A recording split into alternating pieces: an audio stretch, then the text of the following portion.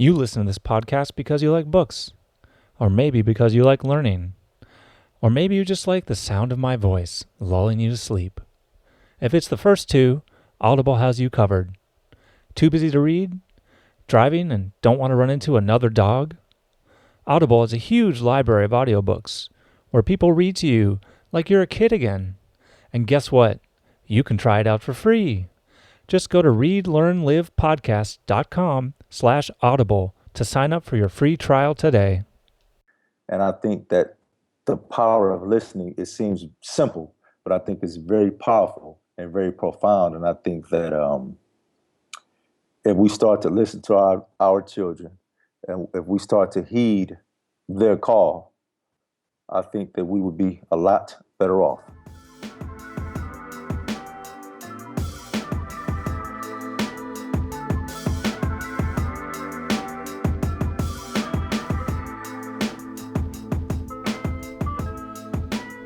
Hello and welcome to Read, Learn, Live, the podcast about improving yourself through literature. I'm your acclaimed host, John Monaster, and I'd like to welcome you to episode 18. Today, I'm delighted to have the opportunity to speak with Malik Wade about his book, Pressure, From FBI Fugitive to Freedom. Malik Wade has lived 3 lives. As a teenager, he was an enterprising drug dealer.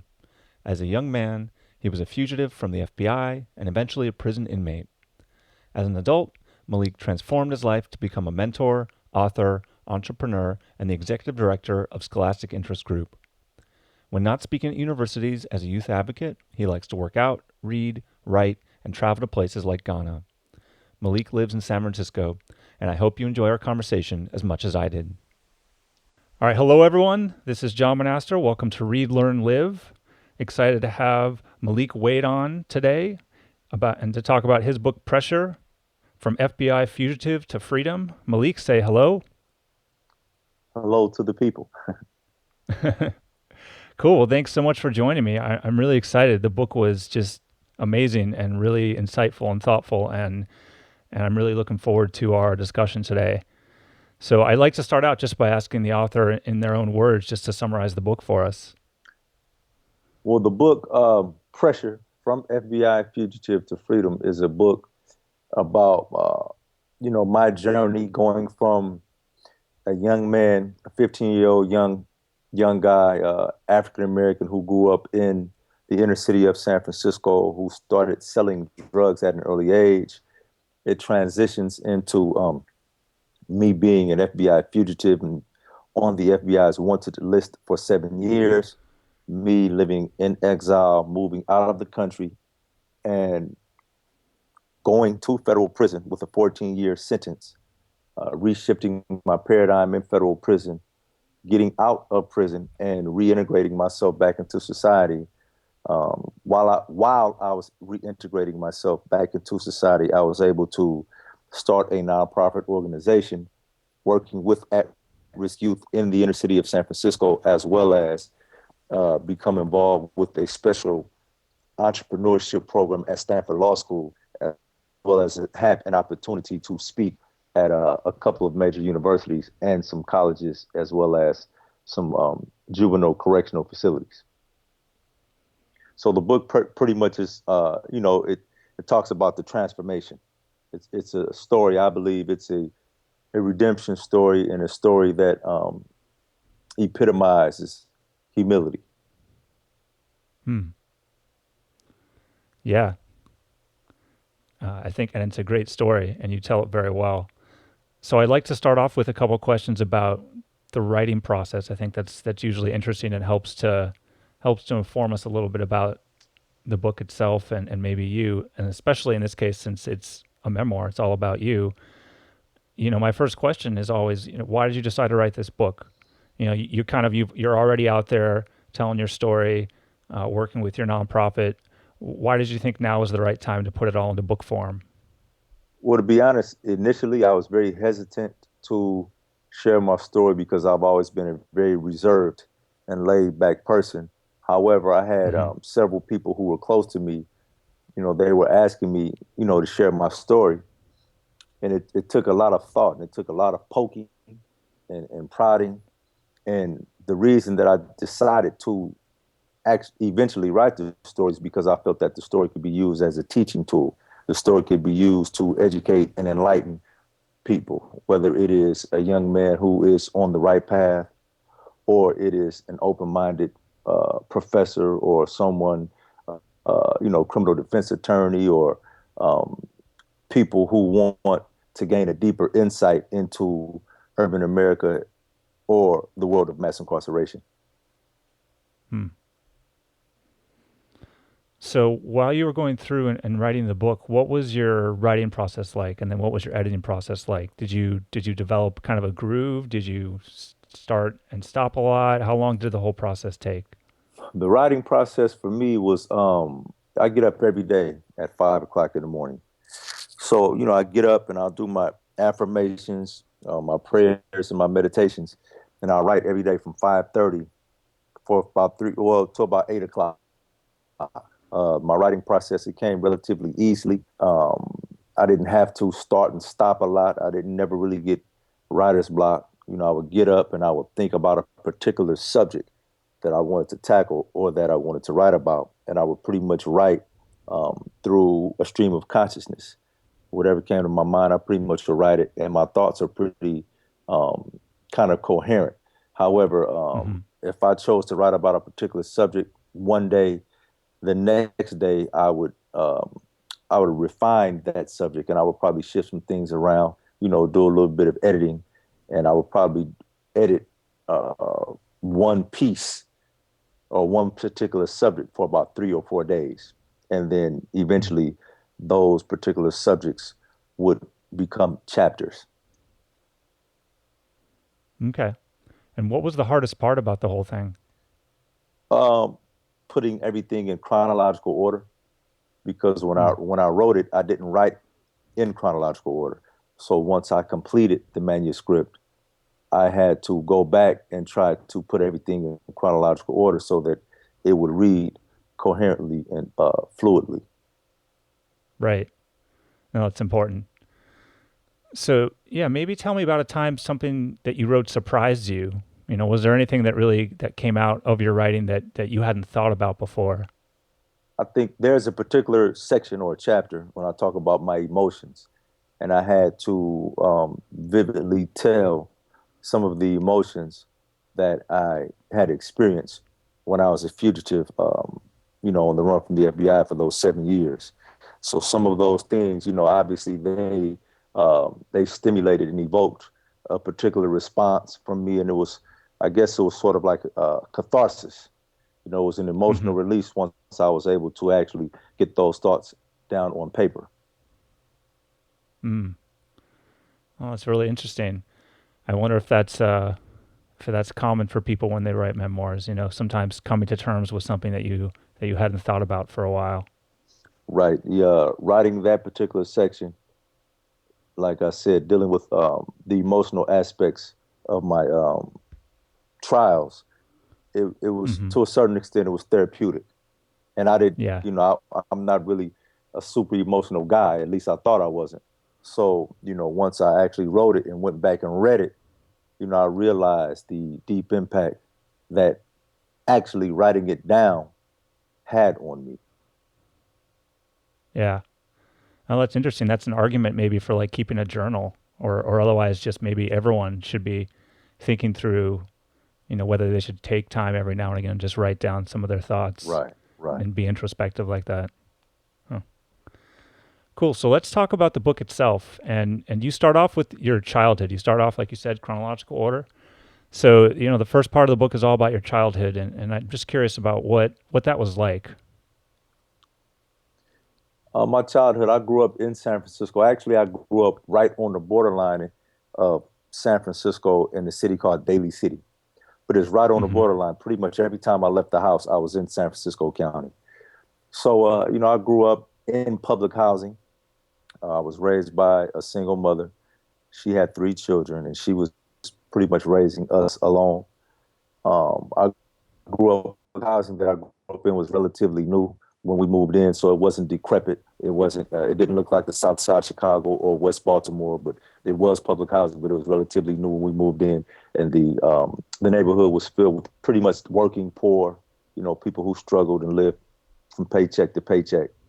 And as I started to grow up, when I was about 14 or 15 years old, um, I started to be influenced and started to get seduced by the elements of the streets. So at the age of 15, I made a decision to get involved with selling drugs. So as I got older throughout my teenage years, my drug involvement escalated until eventually I started to sell drugs in different states, such as Pennsylvania, New York, Washington D.C., and a couple of other places. So by the time I was 19, I was being investigated by the FBI. So I really didn't have what would be considered a traditional childhood by some measures because, a lot of my innocence at the age of 15, fell by the wayside because I got involved with the streets. Um, I got consumed swiftly by the streets at the age of 15. Some people have sort of a gradual progression, but pretty much 15 to 16, I was already waist deep in the streets, and it was. I'm not going to say that there was no turning back because you can always turn back and always make a different decision. But I started to accelerate up the so-called corporate ladder of the drug game quickly. Hmm. So yeah, eventually you got caught. For I think maybe the first Right. time you talked about how you got caught with crack on you. You got arrested. You went to juvenile hall, and then this Glenwood Boys Ranch. But I thought it was interesting. You said that instead of that experience deterring you from committing crimes, you decided to be a smarter and craftier criminal.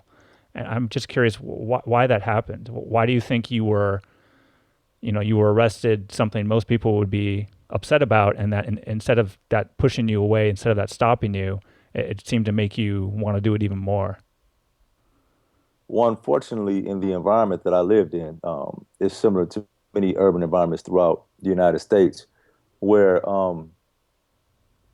the paradigm can be very dysfunctional in terms of the way of thinking there. So Hmm. sometimes the way of thinking in an area is, the more criminally active you are, the more respect that you garner. So when I went to jail as a young man at 16 years old, in my mind, that would give me more credibility in terms of my criminal career when I once I returned back to the community. So when I went to jail, I pretty much use it as an institution of higher learning for criminals. I would network with criminals from other counties and other cities, and we would try to figure out ways to circumvent the system. So when I got Mm. out of prison, it was there was no doubt in my mind what I wanted to do with my life. Yeah, that's very interesting because that's something that's a bit counterintuitive.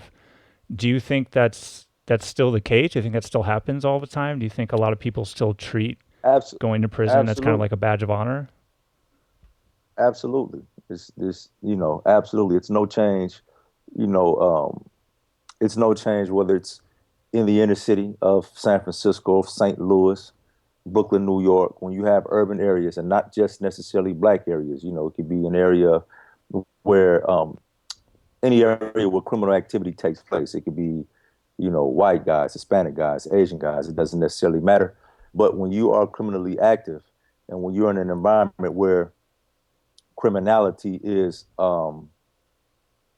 unfortunately viewed as normal behavior, young guys, they will do whatever is necessary to develop a reputation to sort of insulate themselves from predators or to um, try to ascend in that criminal environment because I, the bottom line is most criminals they want to be in that lifestyle. They want to be criminals. So if you're going to be a criminal, you want to be respected. You want to be feared. You want to have respect and credibility. And I don't subscribe to that paradigm now. However, I believe that paradigm is still very prevalent in every criminal environment. Like I said, not just necessarily in urban America, but wherever criminal activity takes place. I believe that that paradigm is uh, exists. Hmm. So eventually, like you said earlier, you fled, you left, you fled to Canada to avoid a potential life sentence, and kind of started a life of just bouncing around Canada and really just trying to, you know, stay away, which is obviously very difficult. And at the time, you wrote that even though you weren't in prison physically, you were a prisoner of your own conscience. And I thought that was really interesting. And I was curious if you could maybe expand on that and talk about that for a bit. Right. Right. When I say prisoner of your own conscience, I found that that particular phrase to be very befitting and profound because you don't necessarily have to be incarcerated physically to be incarcerated mentally. I mean, I believe that there are many people in society who are, they may feel encumbered and incarcerated to a certain extent in their relationships, whether it's, with their wife or in a relationship, just a regular relationship, their jobs. Um, I feel that some people are um, incarcerated in terms of placing self-imposed limitations on themselves. So I felt that Hmm. I was a prisoner of my own conscience because I knew that I was indicted. I knew that the FBI, there wasn't a statute of limitations. So I knew that those charges, they weren't going to go away. Once you're charged by the feds, the charges don't go away until you actually are, until actually, until the case is adjudicated. So in my mind, I knew that eventually I would have to face the music. Hmm. During that time, and I probably met many other points in your life, you talked about how you felt and still feel and still felt completely alone. And I thought it was really interesting that you vowed never to self medicate with drugs to help with that, even alcohol. And you pledged to soberly confront your reality. I think it's very powerful because I think a lot of people have trouble with that. It's really easy, especially with something like alcohol that's, kind of societally accepted, to just start doing that. So I'm really curious to know how you were able to maintain that pledge for so long, and if you have any advice to people that might want to try something like that. Obviously dealing with, being a fugitive from the FBI on the wanted list for so many years, and I was facing an actual life sentence. Some people say that they're facing life. It's ironic that some people in the criminal world, they'll say that they're facing a life sentence, and they use it sort of as a badge of honor. They use it as a way to, for self-aggrandizement or to put themselves on some sort of mythic pedestal. However, when you're Mm-hmm. actually facing a life sentence, it's very scary. The two guys that I was busted with, one guy happened to be my best friend at the time. He was sentenced to 27 years, and my charges were worse than his charges. So I'm facing at the minimum 30 years, and I knew that. So that's a very, very bitter pill to swallow. However, I chose to not self-medicate. I chose to deal with that reality. You know, um, I just chose to deal with it without using any drugs, without consuming any alcohol, because I felt that those things could weaken me and compromise me, my personal principles as a man. Because to this day, I'm 46 years old. I've never used a drug. I've never consumed any alcohol. I've never experimented with marijuana, which is obviously very rare for somebody who was so deeply immersed in criminality.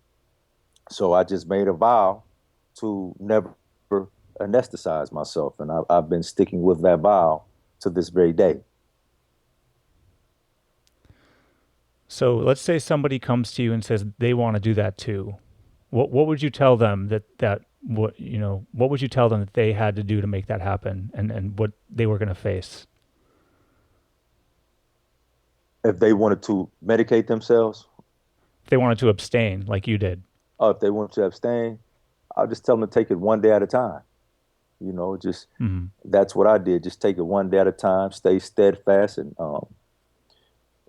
thinking positive thoughts, and just take it one day at a time. I believe if a person has enough discipline and willpower, that they can do it.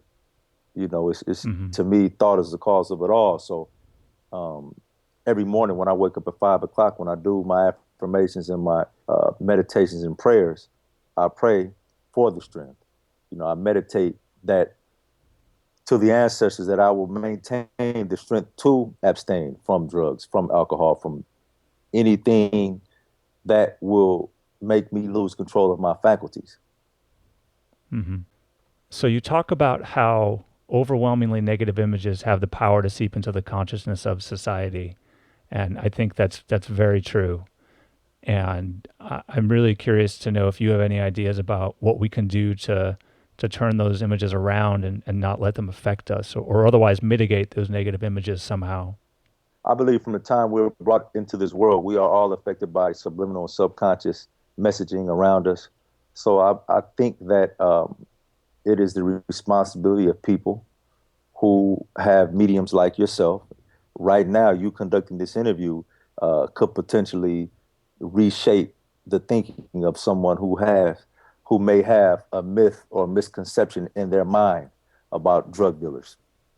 So people who have different platforms, different mediums, whether it be a podcast, a radio station, or print media, people that are in position to influence the masses, whether it be overtly or covertly, I think that they have a responsibility to try to reshape the images of how people are perceived, particularly African American males, which I don't necessarily want to inundate you or overwhelm you with statistics, but the statistics, um, as they relate to African American males, are very alarming.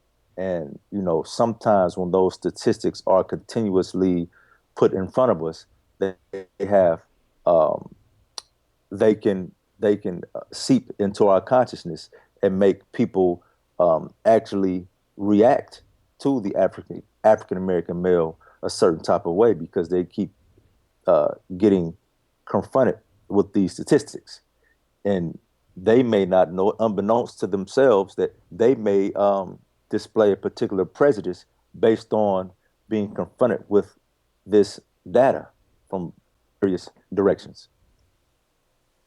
Hmm. Do you have an example? Yes, when we talk about mass incarceration, supposedly there are 800,000 African American men who are incarcerated in this country. So, there are people in the media that can constantly bombard, the viewers with that figure, and then they can put an actual image behind it. They can put a menacing looking image of an African American male who may have what would be considered um, what some may consider a stereotypically urban look, a menacing look, and there's ways for them to make the imaging of that particular individual look menacing and violent. So in your subconscious, you may associate criminality with that particular image, whether you like it or not. Hmm. Yeah, that's a really interesting thought, kind of how we're being programmed by media. So I was just going to say, you wrote that that selling drugs severely compromises values on the individual level, and also the principles and the integrity of an entire neighborhood. It destroys the community, its value systems, and it breaks down and dissolves the family structure. And that's a big indictment of selling drugs. And I'm curious to know if you think that's for illegal drugs specifically, certain types of illegal drugs, other illegal goods, legal, alcohol, whatever, or what is it in particular about drugs that is causing all of these negative things to happen? Well, I wasn't talking specifically about drugs as most people would consider. To me, alcohol has, some very, very damaging effects on the community as well. As we know, alcohol, drunk, people who drive drunk as a result, of alcohol, people who commit domestic violence and domestic abuse as a result of alcohol. Cigarettes, they're legalized. However, cigarettes have a very, very damaging effect on the society as well. And to me, these things are all legalized. And, particularly crack cocaine, I saw crack cocaine actually dissolve or almost completely destroy entire communities. I've seen crack cocaine make women who were once beautiful, the high school, the queen of the school and the parades and the most successful to succeed. I've seen crack cocaine reduce them to doing things to compromise their own bodies. And I've seen the same drug do the same things to men who were once very strong and vibrant, um, leave their families, um, completely leave their families and do things to compromise themselves. So when I say that, I wasn't necessarily speaking about just cocaine specifically or heroin specifically. I was talking about, drugs, alcohol, as well as cigarettes. Hmm. So is maybe the common thread the addictive qualities? Is that kind of what you were getting at? A- Absolutely. Obviously drugs, cocaine is very addictive, so is heroin, but alcohol causes more deaths. Alcohol and cigarettes causes more deaths, causes more damage to society than cocaine and heroin. Hmm. Yeah, that's real interesting to me, right? But they're legal somehow. Right. Hmm. So I was just saying, eventually, you got caught and you went to prison, Right. and a big chunk of the book talks about your experiences in prison. So I just thought I'd start off broadly by asking you how your experiences in prison shaped who you are today. Well, prison gave me an opportunity to totally immerse myself in education and actually gave me an opportunity to re-educate myself and deprogram myself so that I can reprogram myself. So it gave me an opportunity to really, really become a lot more focused on what I wanted to do with the rest of my life, as well as it gave me an opportunity to become a lot more disciplined. I was sentenced to 14 years and 1 month. So I figured, I did the math and I figured that with that amount of time, I would have a tremendous opportunity to improve myself in several areas. And, I give myself, I certainly don't pat myself on the back. However, I am very humble and I'm very thankful for the prison experience because it gave me an opportunity to completely reshift my thinking and reshape the dysfunctional paradigm that I used to operate in. Hmm. So you talk a bit about reading, which of course is one of my favorite things, and you talked about how reading became really important in prison, and you picked out certain books and you were very selective about it, and it really became a focal point for you in terms of your education, like you were saying. So maybe just talk about why that happened and what were some of the most important or meaningful books you read while you were in prison. Right. Well, my favorite book is the autobiography of Malcolm X, because Malcolm X was an individual who went into prison one way and he came out a lot more focused, a lot more disciplined. I liked, I really liked his discipline. I really admired his focus and his uncompromising nature. Um, that's my favorite book. However, I read hundreds of books. Every book I read, I would do an extensive book report on it. I read books like Atlas Shrugged, Ayn Rand, Mein Kampf by Hitler, um, authors like Cheikh Anta Diop, John Henry Clark, Dr. Francis Quest Welsing. I read a really good book called Man's Search for Meaning by Viktor Frankl. And, other books such as, Stephen R. Covey's The 7 Habits of Highly Effective People. Another book that I really liked was The Prince by Machiavelli, as well as Sun Tzu's The Art of War. But my reading palette was very diverse. I would read on, obviously by being an African American man, I would read on my culture. I read a lot of history on Africa, but I also read, history on a lot of other cultures as well because I wanted to have a world view. I didn't want to become linear and myopic. So I would read particularly different spiritual texts. Obviously, I read the Bible, but I would also read the Quran as well as the Talmud, the Torah, um, the Upanishads, which dealt with, what would be considered the Far East.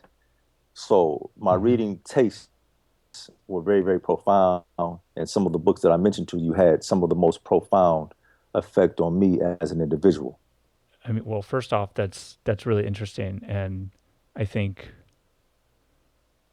I think it's. I mean, do you feel like that's a common thing for people that are in prison to do that sort of Um, learning? You talked a little bit about how there were some people that were learning languages and all that, but it seems to me what you were doing was very, I don't know, was very unique. I mean, I don't know if I would have even had that level of discipline now to read through that many books and educate myself um, like that. well, to be honest, people think that, I mean, a lot of guys in prison do read, but there's a very small percentage of very, very serious readers. A lot of guys in prison, they read for entertainment, they read to pass time, and they read, for their leisure. There's a Hmm. small group of guys who really, really read to learn, and there's an even smaller group, I believe, this is just my opinion, guys who read to not only learn, but to apply what they've learned once they actually get out. And I believe that I was in the group. I didn't want to just read. I didn't just necessarily, very seldom did I read for leisure or entertainment. Although maybe I should have read a little more for leisure and entertainment, that may have balanced me out a little more. I read to not only enlighten myself, but I read to enlighten myself so that I can have information that I can actually use and apply once I was released from prison. Hmm. You ended up serving, I think, 12 years out of the 14, right? Right. I was sentenced to 14 years and 1 month, and I served 12 years and 4 months in federal custody. Hmm. And so you when you were released, you wrote a sentence that I thought was really interesting. You said it's easy for people to say, just be happy that you're free once you're out of prison. But you wrote that living in society is not free. So maybe talk about what that transition was like going from being incarcerated to leaving prison and what you mean by that statement that society isn't free. Right. As we know, society, you have a lot more responsibilities than you do in prison. And it's ironic because being a drug dealer, you don't necessarily have responsibilities per se, because drug dealers operate on the fringes of society. Although you move around and you navigate society, for the most part, you operate on the fringes of society, of mainstream society. So going into prison, you don't really have a lot of responsibilities. In all prisons, you have to work. You have the responsibility of taking care of your personal space and you're keeping your area clean and things of that nature. But you don't really have any responsibilities that affect other people's lives. When you get out of prison, particularly if you have a wife, if you have children, you're responsible for others. You're responsible for your wife. You're responsible for, um, your children. You're responsible for other people around you. I'm still adjusting now, and it's been 5 years. I'm still adjusting to um, the banking institutions. Just having a bank account or dealing with American Express or credit cards or um, talking to people, you know, regular citizens. That's still somewhat of an adjustment for me. A lot of people may not know it. I mean, socially, I'm okay for the most part, but sometimes there are situations where it's a bit awkward. When you're in prison for over a decade and you're dealing with, hardened convicts or guys who've been in prison 10, 15 to 20 years, the mannerisms are different in society. A lot of the principles and the morals of people in society are different than the principles and the morals of individuals in jail. So It definitely takes some adjusting. A lot of guys don't necessarily talk about this when they get out of prison because they don't want people to view them a certain way.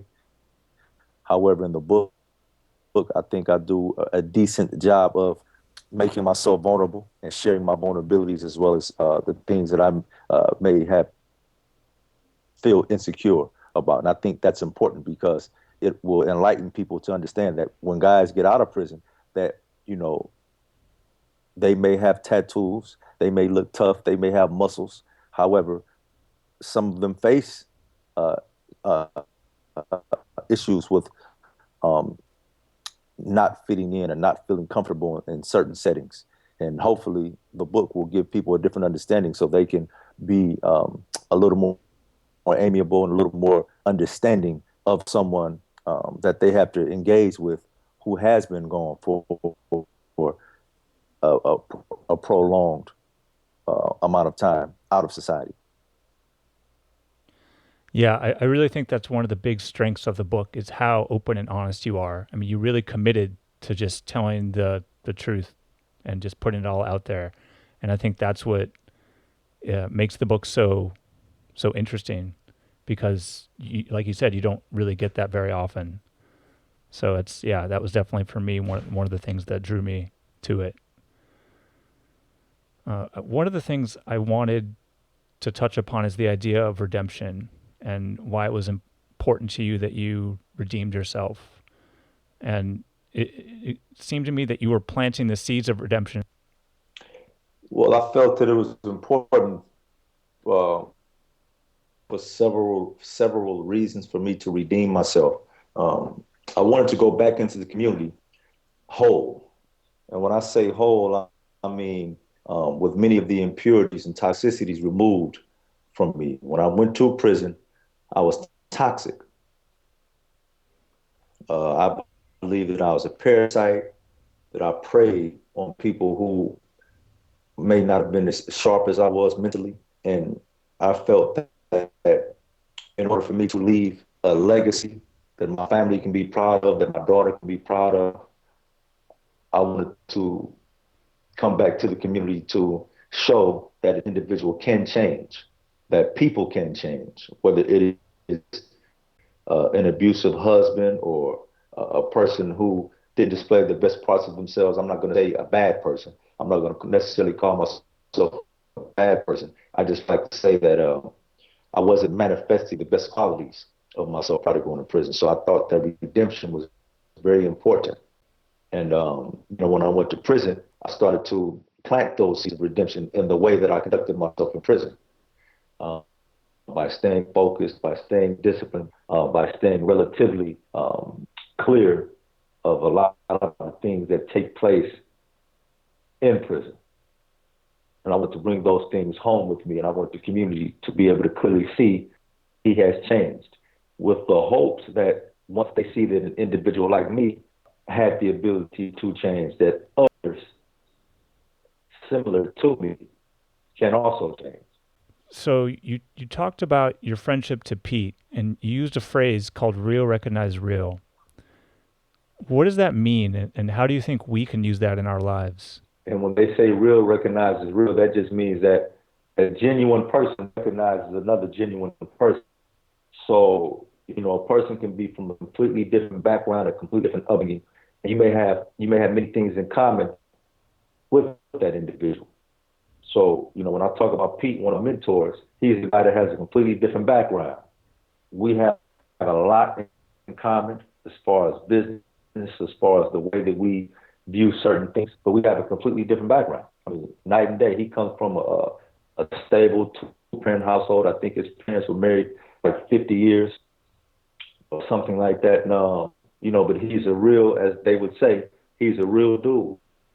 He doesn't judge me. He is very familiar with my background and where I came from, and he never judges me for that, and he accepts me for who I am, and I accept him for who he is. I accept him for who he is as well, and I believe the world would be a lot better place if people didn't necessarily focus on the differences. So you just talked a bit about Pete, and that kind of leads me into the idea of forming relationships with a wide variety of people. And you talk about how you formed relationships with people who don't look like you, both inside and outside of prison. So tell me about one of your most memorable relationships and maybe some tips for people looking to make friendships with people who are different from them. But when I went to prison, it was it was very ironic that I was able to engage some of these guys, and we found out that we had a lot in common. Even though some of them may have had completely different political views and had completely different upbringings, we were able to engage each other, have a meeting of the minds in a lot of different areas. Yeah, I think when you create relationships, when you develop relationships with people who have different backgrounds, it gives you an enhanced understanding of society. I think that's, one of the problems we have in society is people don't really understand each other's cultures. So if a person wants to engage a different group of people, you have to navigate in different circles. You have to go where you may not be comfortable. You may have to go where you're not necessarily I'm not going to say where you're not wanted, but you may have to go to an environment that's different to you. You may have to go to an environment that's foreign to you. And eventually, I believe, because I have been able to do it myself, you will find someone that you have something in common with. And I think that that can only enhance you. And I'm not necessarily saying that you should go where you're not wanted. I'm not saying that at all. But I'm saying as a society, I think that we would all be better off if we learned how to engage people outside of our immediate environment and learn from people who are from different cultures. They could be in the same group of people. They could be white, black, or Hispanic, but be of a different culture. I think it's important for you to learn the different aspects of culture. Yeah, I totally agree. And I think that's great that you did that and are still doing that. And I think I mean, we've definitely learned you've got a lot to share and a lot of really interesting things to say. And so, one thing we haven't talked about at all yet is your nonprofit. And so, I want to be sure that we have some time to talk about it because I think it's really great. So, maybe talk about your nonprofit, the Scholastic Interest Group, for a little bit and why you decided to found it. The name of the nonprofit is Scholastic Interest Group, and it is a mentoring program for student athletes in the inner city of San Francisco primarily. I started it because I was once an athlete, a very good athlete, who didn't have any guidance or mentorship. So I led astray, and obviously, I wound up going to, juvenile hall and federal prison. But I believe that today we need some sort of medium to engage young folks, whether it be athletics, arts, tech. We need something to engage them. I just chose sports because that was a natural fit for me.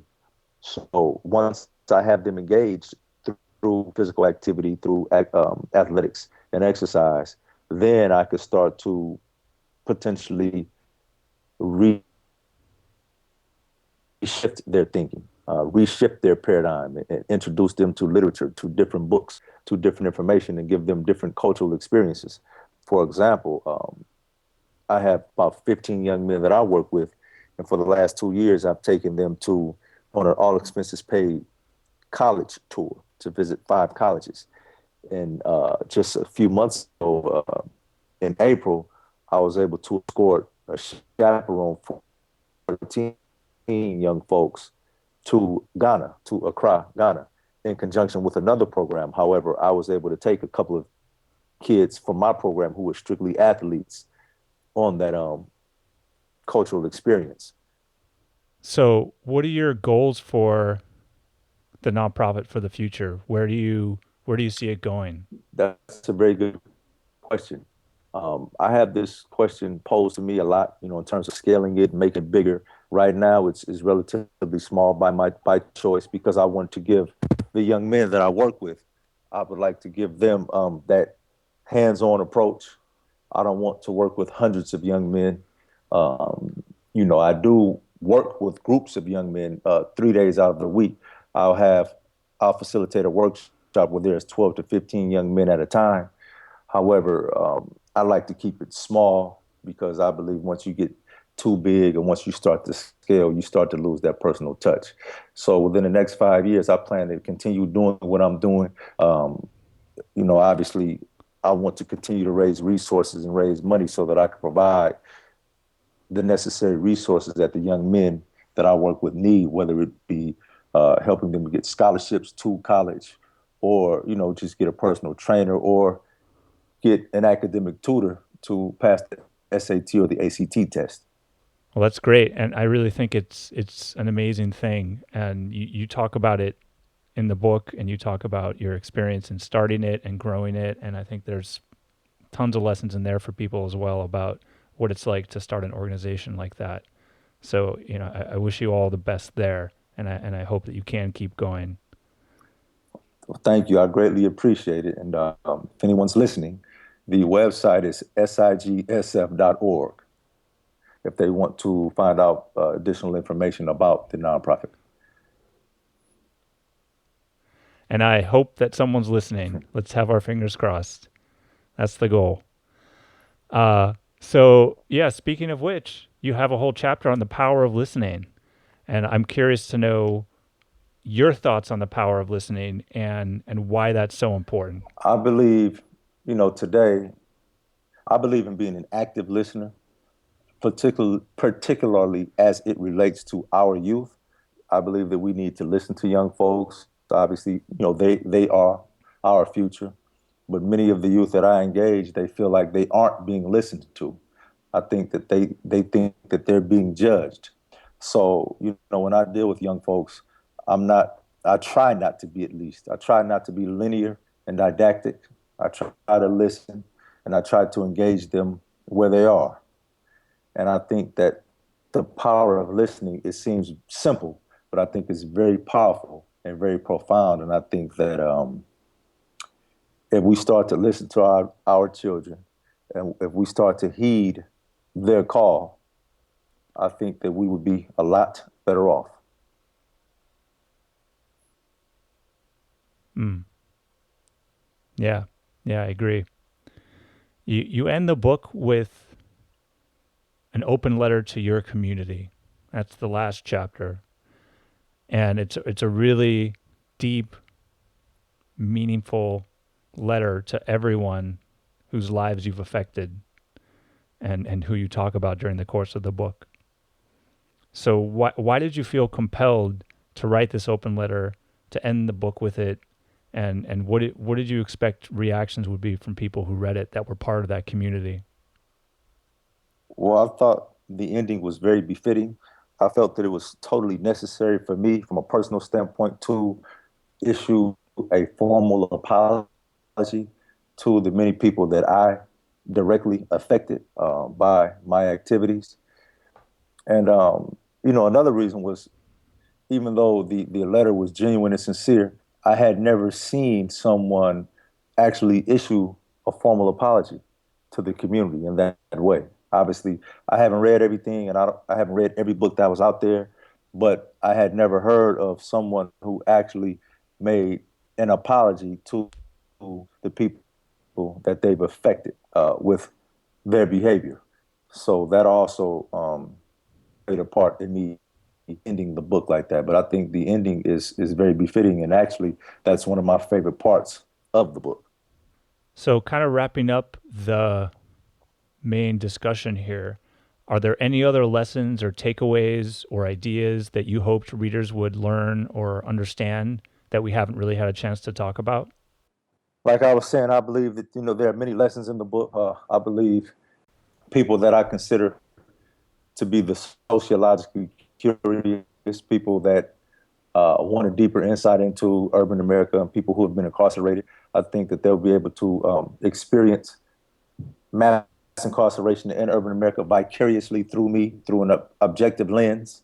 I think people in the law enforcement community, as well as criminal defense attorneys and people in the judicial field, may get a different understanding for guys who have actually gone through that experience. And I think that young folks, particularly young folks who have been involved in the juvenile justice system, can come to an understanding that they too can change, that they could start at one place and end up in another place. Yeah. Yeah, that last one especially, I think, is a very powerful message to get across, that you're not forever destined to follow the path that you're on right now. You have the power to change that. Cool. So let's wrap it up with what I call the thunder round. Just a couple fun questions, getting to know you questions, and we'll call it a day. So what's your favorite food or drink? My favorite food is banana split with a lot of hot fudge, whipped cream, nuts, and no cherry. Nice. That sounds great right now, actually. It was a nice hot day today in New York. Where's your favorite place you've ever been? My favorite place was Ghana, the place that I just went to a couple of months ago. I went to a Hmm. city called Accra, Ghana in Africa, and it was absolutely beautiful. The people were beautiful. I felt at home. I felt welcomed. There was a sense of humility in the air, and I absolutely loved it. That's great. And yeah, that's great. You were able to bring your the kids that were part of your nonprofit there too. All right. So to wrap it all up, if you could wave a magic wand and change any one thing, what would it be and why? The unequal distribution of wealth in the world. Obviously, I would want to eliminate poverty. It seems like the multitudes and the masses of people in the world. There are too many people who don't have what they need, and I would want to eliminate that. That sounds good to me. So Malik Wade, just wanted to say thanks so much for being on the show. The book is called Pressure: From FBI Fugitive to Freedom. You can find it on Amazon. You can buy it there. Uh, and again, just thanks so much for being on the program. Thank you. I greatly appreciate your time.